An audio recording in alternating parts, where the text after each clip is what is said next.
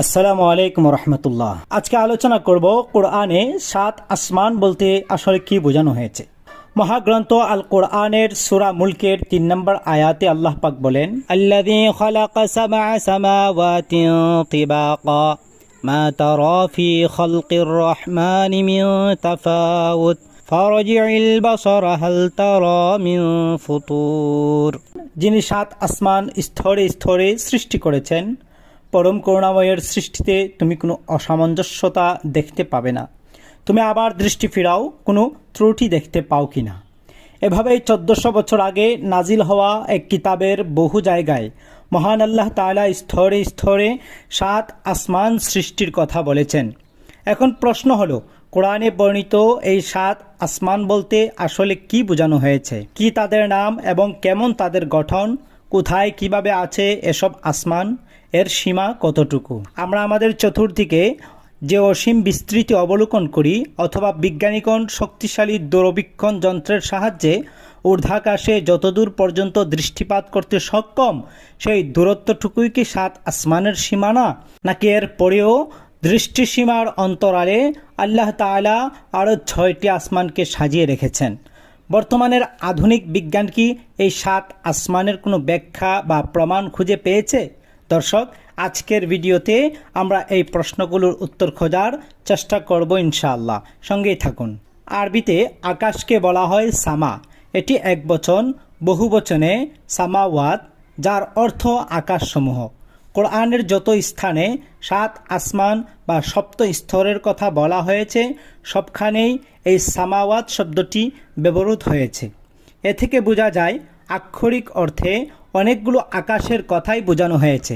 যেমন সূরা নূহের 15 নম্বর আয়াতে আল্লাহ পাক ইরশাদ করেন, আলাম তারাউ কাইফা খালাকাল্লাহু সাবআ সামাওয়াতিন তিবাকা। তোমরা কি লক্ষ্য করো না যে কিভাবে আল্লাহ স্তরে স্তরে 7 আসমান সৃষ্টি করেছেন? এত গেল আক্ষরিক অর্থের কথা। মুসলমানগণ কোরআনের এই তথ্যকে আল্লাহর কালাম হিসেবে মেনে নিলেও বাস্তবিক অর্থেই 7 আসমান বা আকাশের 7টি স্তরের অস্তিত্ব আছে কিনা এ নিয়ে অবিশ্বাসীদের মধ্যে তর্ক বিতর্কের যেন শেষ নেই।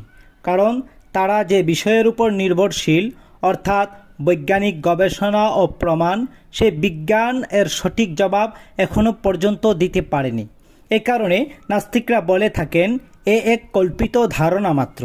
আবার কেউ কেউ দাবি করেন এর মাধ্যমে পৃথিবীর বায়ুমণ্ডলের স্তরকেই বোঝানো হয়েছে।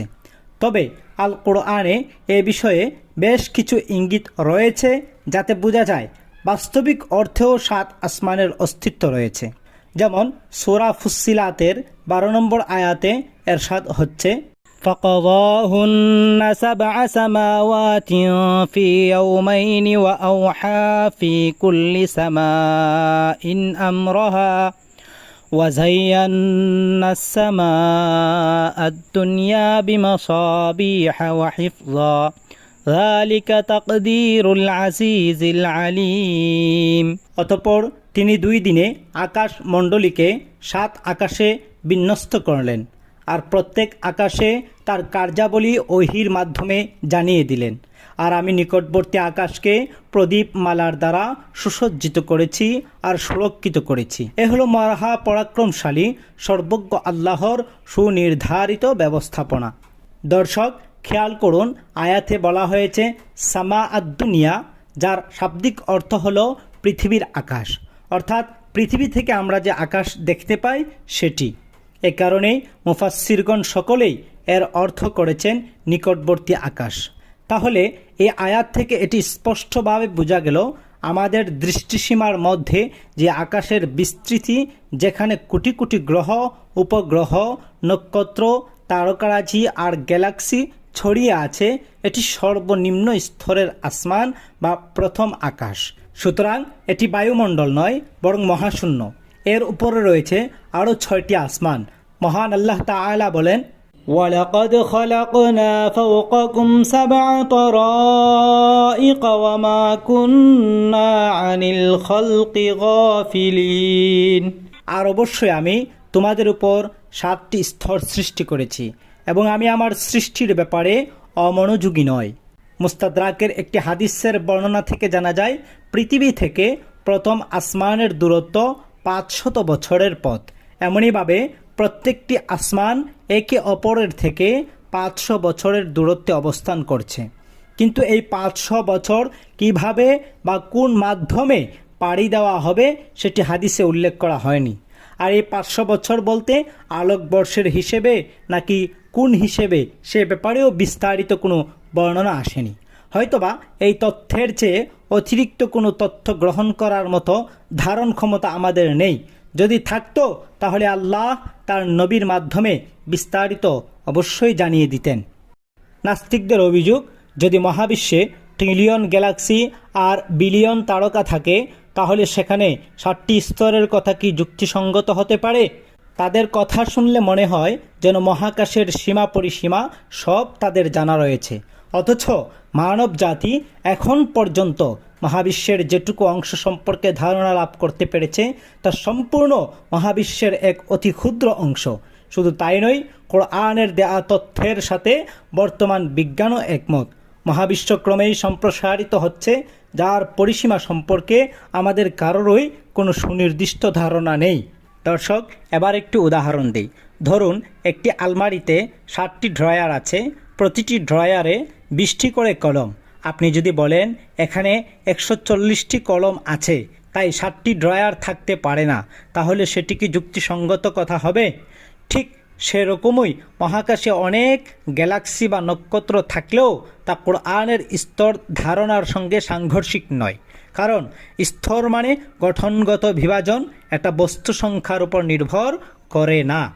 এই গঠনগত বিভাজনের ভিত্তিতে তুর্কি মহাকাশ বিজ্ঞানী ডক্টর হালুক নূর আধুনিক পর্যবেক্ষণ অনুযায়ী মহাকাশকে 7টি স্তরে ভাগ করেছেন।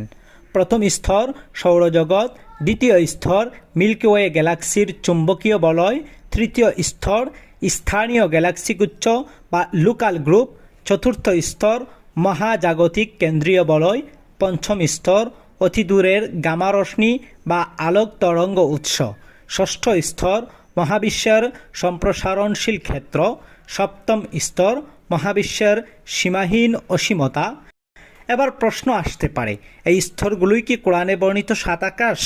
উত্তর হচ্ছে না, আমরা সেটি নিশ্চিত করে বলতে পারি না, কারণ এটি এক ধরনের বৈজ্ঞানিক গবেষণা হলেও এখন পর্যন্ত এটি প্রমাণিত হয়নি। বরং একজন মুসলিম বিজ্ঞানী 7টি স্তরের ধারণা দেওয়ার চেষ্টা করেছেন। ঠিক তেমনি কোনো মুসলিম দার্শনিক এ বিষয়ে মতামত তুলে ধরেছেন। যেমন বিখ্যাত মুসলিম পণ্ডিত ইমাম গাজালি রহমতুল্লাহ আলাইহি তার মুকাশাফাতুল কুলুব কিতাবে 7 আসমানের নামকরণ করেছেন এভাবে। প্রথম আসমানের নাম রুকিয়া, এটি দুধের চেয়েও অধিক সাদা। দ্বিতীয় আসমানের নাম ফাইদুম বা মাউন, এটি লৌহ দ্বারা নির্মিত, তা থেকে আলোকরশ্মি বিচ্ছুরিত হয়। তৃতীয় আসমানের নাম মালাকুত বা হারিয়ুন, যা তামার দ্বারা নির্মিত। চতুর্থ আসমানের নাম জাহিরা, এটি চোখের সামনে আধার সৃষ্টিকারী সাদা রৌপ্য দ্বারা নির্মিত। পঞ্চম আসমানের নাম মুজাইনা বা মুসাহারা, যা লোহিত স্বর্ণ দ্বারা নির্মিত। ষষ্ঠ আসমানের নাম খালিসা, যা আলোকিত মুক্তা দ্বারা নির্মিত। সপ্তম আসমানের নাম লাবিয়া বা দামিয়া, যা লাল ইয়াকুত দ্বারা নির্মিত এবং এখানেই বাইতুল মামুর অবস্থিত। পৃথিবীর ইতিহাসে আজ পর্যন্ত কোনো বিজ্ঞানী আকাশের স্তর সম্পর্কে সুনির্দিষ্ট কোনো তথ্য দিতে না পারলেও কোরআনের বর্ণনা ও যুক্তির নিরিখে এটি স্পষ্ট। মহাকাশকে 7টি স্তরে ভাগ করা বৈজ্ঞানিকভাবেও সম্ভব এবং যৌক্তিকভাবেও সম্ভব, কারণ কোরআন এমন বহু তথ্য দিয়েছে যা মানবজাতি অনেক পরে এসে বুঝতে পেরেছে। যেমন ভ্রূণ গঠনের ধাপ, সূরা মুমিনুন আয়াত নম্বর 14, সৃষ্ট জগতের সম্প্রসারণ, সূরা জারিয়াত আয়াত নম্বর 47, পাহাড়ের ভূমিতে স্থায়িত্ব দান, সূরা নাবা আয়াত নম্বর 6-7। মহাকাশ সম্পর্কে আজ আমরা যতটুকু জানি তার চেয়ে অনেক কিছুই আমরা জানি না। নাসার বিজ্ঞানীরা নিজেরাই বলেছেন, অবজারভেবল ইউনিভার্সের বাইরেও মহাবিশ্ব অজানা রহস্যে ঘেরা। তাহলে আপনি কিভাবে নিশ্চিত করে বলতে পারেন 7 আসমান নেই? এ কারণেই মহাকাশ সম্পর্কে পবিত্র কোরআনে আল্লাহ তাআলা স্পষ্ট করে বলেছেন, অতঃপর তোমরা বারবার মহাকাশের দিকে দৃষ্টি ফিরিয়ে দেখো, সেই দৃষ্টি ব্যর্থ ও ক্লান্ত হয়ে তোমার দিকে ফিরে আসবে। প্রিয় বন্ধুরা, সকলকে কোরআনের এই মুজিজা জানানোর জন্য অবশ্যই ভিডিওটি শেয়ার করবেন। আসসালামু আলাইকুম রহমতুল্লাহ।